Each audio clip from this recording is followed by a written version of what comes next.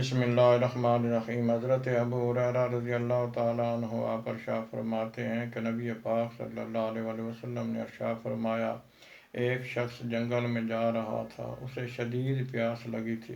راستے میں اس نے ایک کنواں پایا، وہ کنویں میں نیچے اترا اور اتر کر پانی پیا۔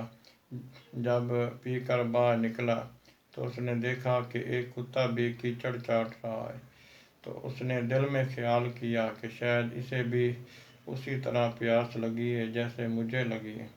وہ دوبارہ کنویں میں نیچے اترا اور وہاں سے اپنے جوتے میں پانی بھر کر لایا اور اس کتے کو پلایا، تو اللہ تبارک و تعالیٰ نے اس کتے کی وجہ سے اس شخص کو بخش دیا۔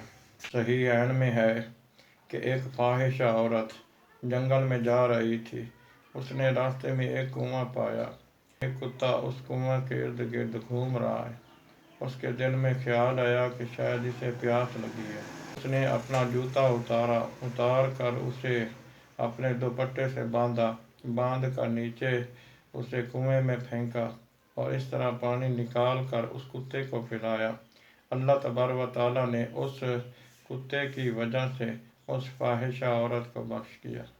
دعا ہے کہ اللہ تبارک و تعالیٰ ہمیں بھی نیکی کرنے کی توفیق نصیب فرمائے۔